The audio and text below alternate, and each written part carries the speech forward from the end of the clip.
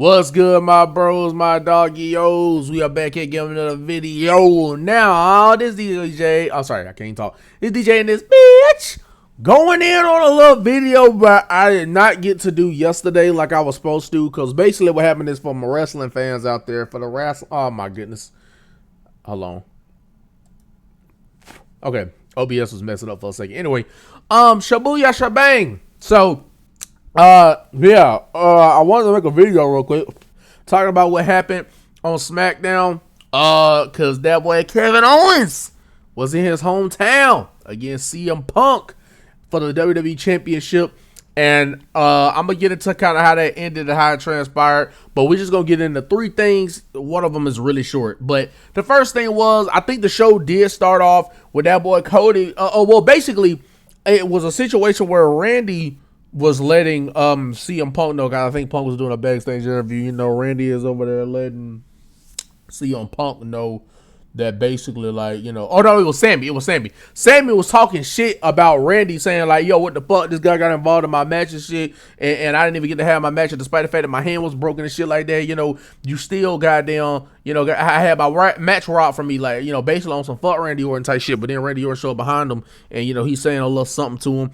And then Cody goes to the middle of the ring at the beginning of the show, calling him out like, yo, Brody, get your goddamn ball people marmoset nigga mo red having ass on down here now.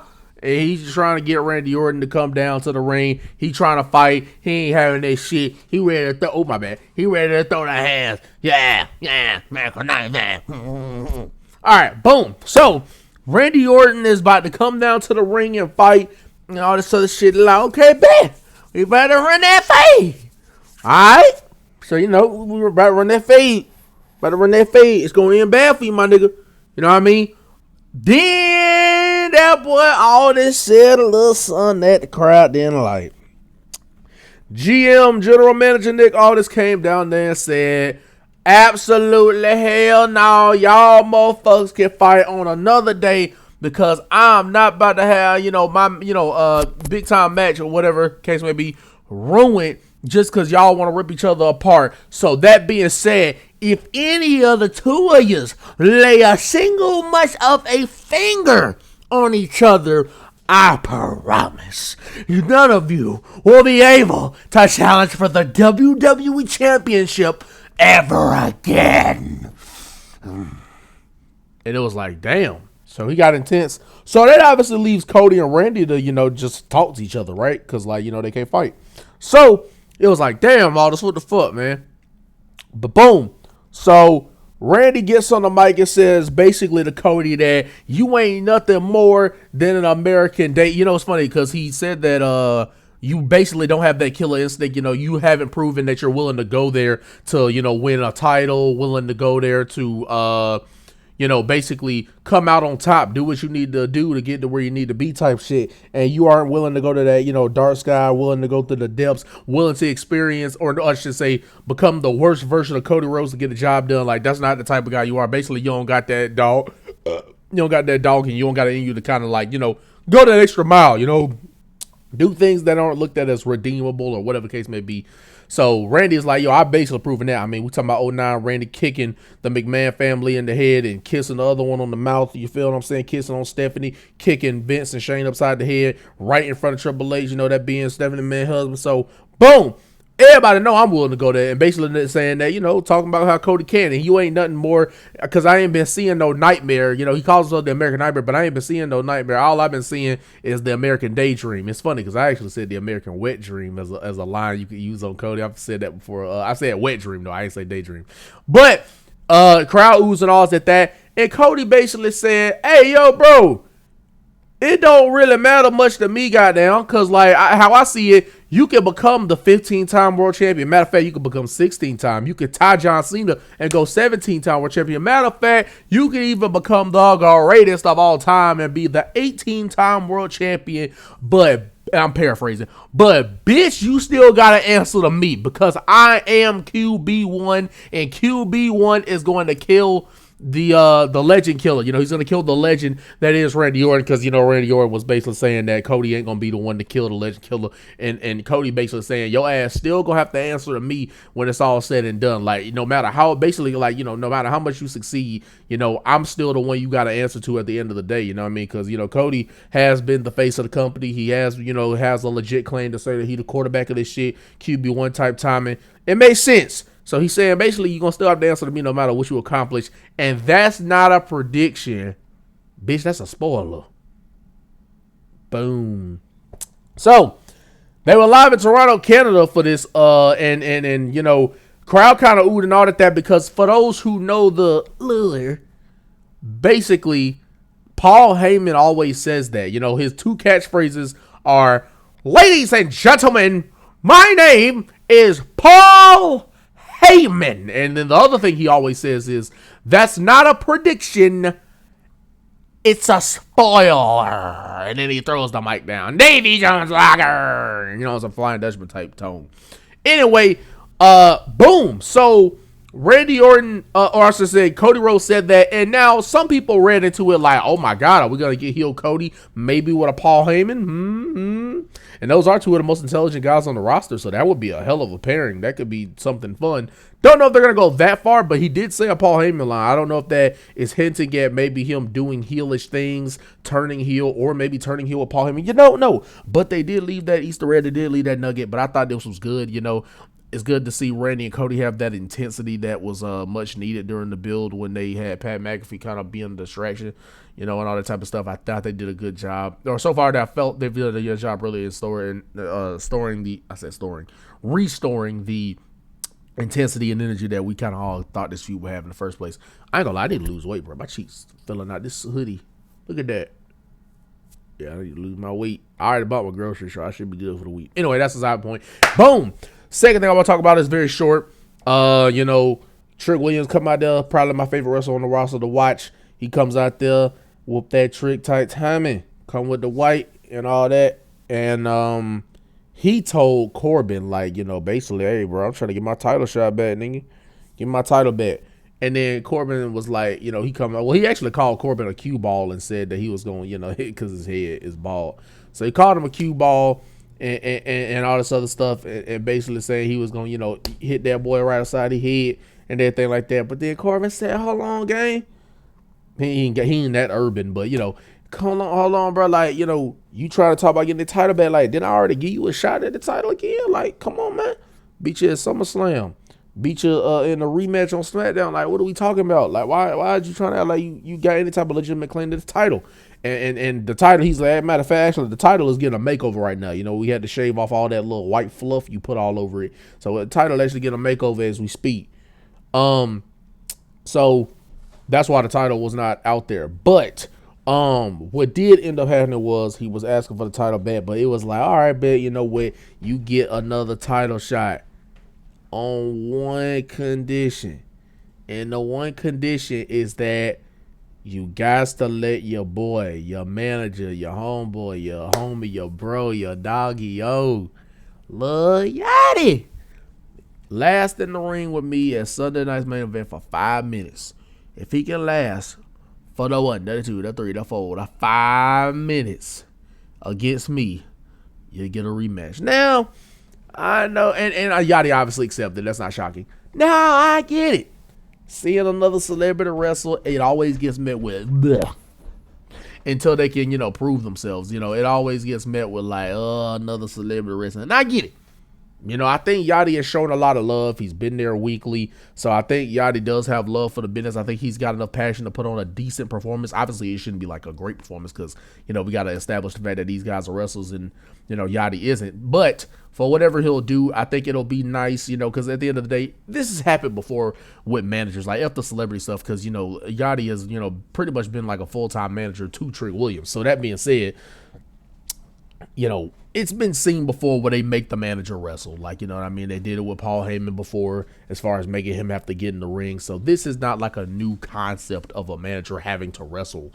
But I get it because he's a celebrity. It make it seem like it's that much different than when they, like I said, back in the day used to have managers like wrestle matches and stuff like that. But it's gonna be a situation where he got to last 5 minutes. Now, if he lasts 5 minutes, that's kind of wild. Unless they do it in a way where like he cheats and runs around the ring, maybe that's where you could get away with 5 minutes. But outside of that, if he does, because it seems like they're kind of dead set on Trick getting the title back, so I don't think they would have made the stipulation if he wasn't going to get the title back. So I'm assuming Yachty's going to be able to survive longer than 5 minutes, like even if Corbin beats him. And maybe they do a thing where like he beats him at the last second, like it's past 5 minutes by the time they get to like when they hit the 2 count. Maybe that's when the time run out. I can see them doing something like that. But anyway, nonetheless, hopefully it's fun. I know on the surface it don't sound too cool, considering a card that just announced for Oba, Femi, and Braun Breaker, and then you got Cody, Randy. Don't know if that's what stipulation, but you got that, and potentially even something with Punk and KO involved, because Punk is scheduled for Sunday night's main event. I get it, and then so to hear like Corbin and Yachty is, I know, I get it, but I think it should be a situation where hopefully it's fun. Hopefully it could be a good time. So we'll see. But I get it. On the surface, it does sound kind of like, what are we doing on this stacked card? But nonetheless, we'll see how that pan out. Now, let's talk about the main event. Main event of the evening. It was a scheduled bout. It was Kevin Owens versus CM Punk for the WWE Championship of the World. So as they do, or actually before they do the big introduction, I think Punk pie-faced Kevin Owens. And when they both got in the ring, he pie-faced him. And then, Kevin kind of pie-faced him back, and they basically had to get separated by the ref and all this other stuff. So they was already ready to fight.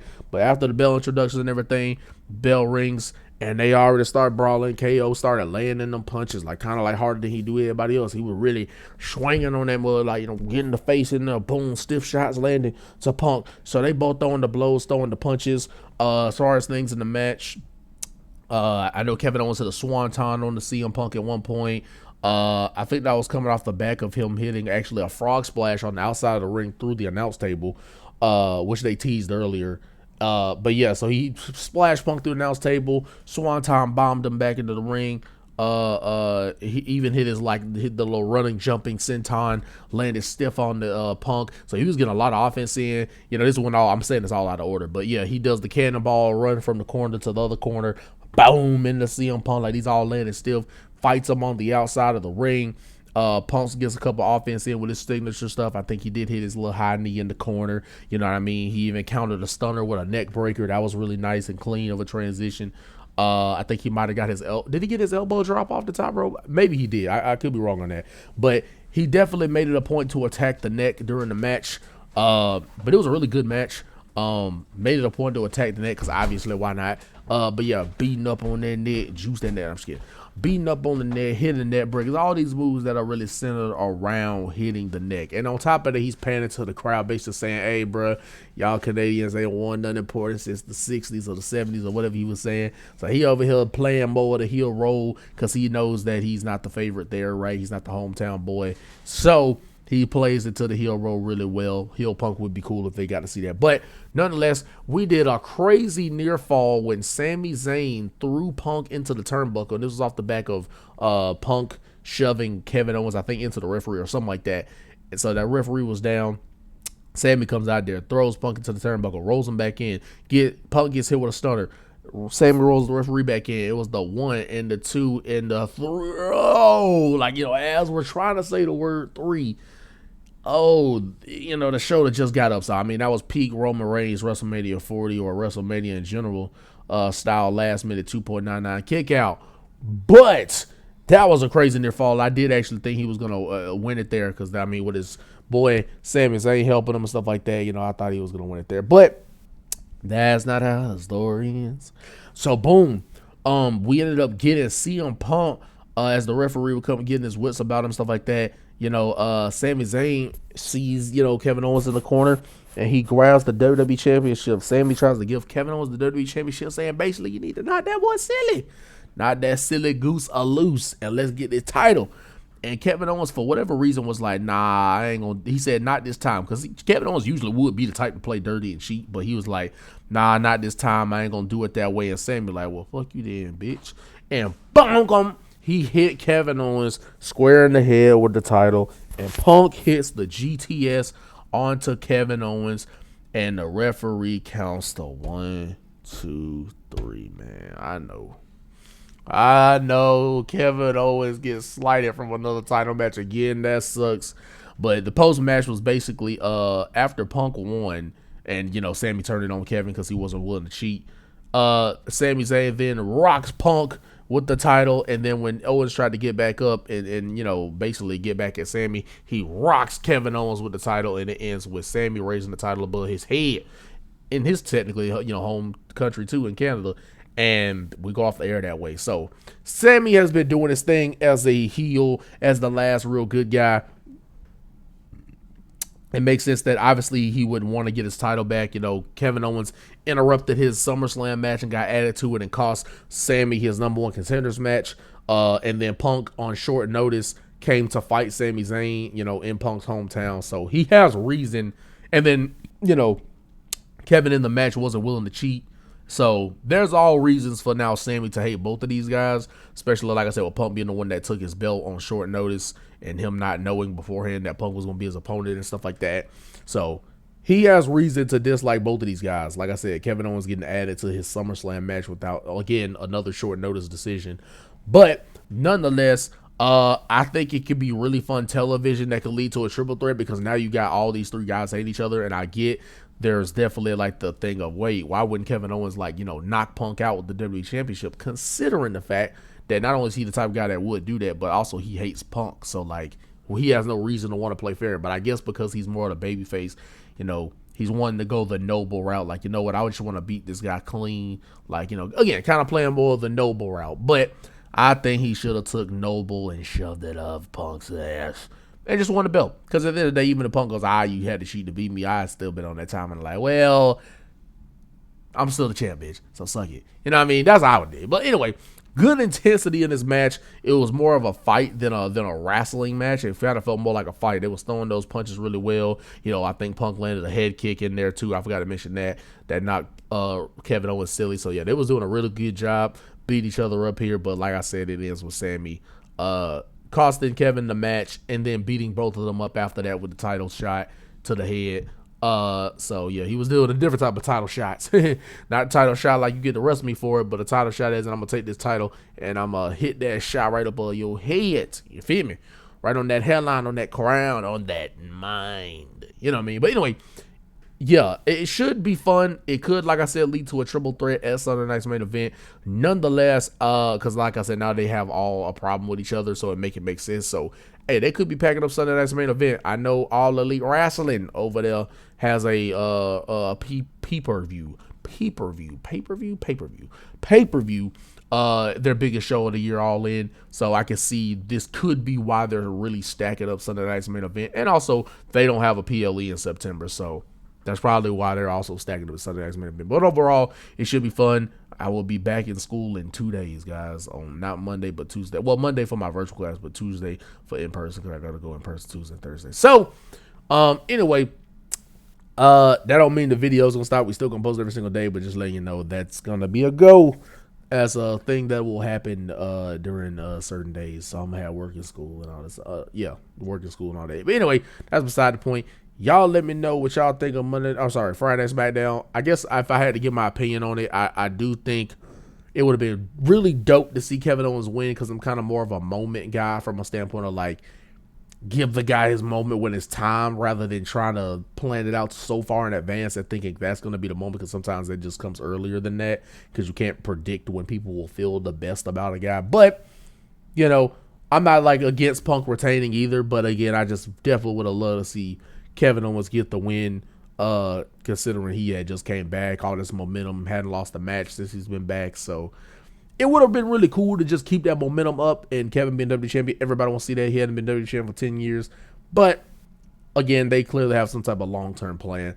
And it still should be fun because, we got weeks of television, so they could reinvest us and reinterest us in it. So it still produced good television. But I definitely would have loved to see Kevin Owens win the belt, despite the fact that you can still build a lot on what Punk's doing right now. So there's more than one ways to get to a good outcome. That was just one way out of different ways. That's the good thing when you have all these different talents. You can now take a lot of different routes to, appease the people. Side note, I don't know why Blake didn't get a debut. I know a lot of people thought that she was gonna just beat Julia, but then they just had her beat up Julia and not have a match. So that was kind of odd. Don't know what they're gonna do with her, but hopefully it's something better than that. Because I know they, didn't want Julia to win, but if anything, I would have just had Julia win matches for weeks straight, so that by the time she get to Blake, she can't afford a loss. But they don't think that way. Nonetheless, love and appreciate you guys, man. I'll get up on out of here. Like, I sub. Recommend the songs, videos, reactions down below, and I'll get to it as soon as possible in the comments down below. And yeah, we're gonna keep doing our thing and do it to the best of our ability. See you in the next one. That's all you need to know, and that's the vibe. Oh, but I say we post every day, right? Okay, yeah, post every day. Notification bell need to be on. That's all you need to know, and that's the vibe that DJ's on.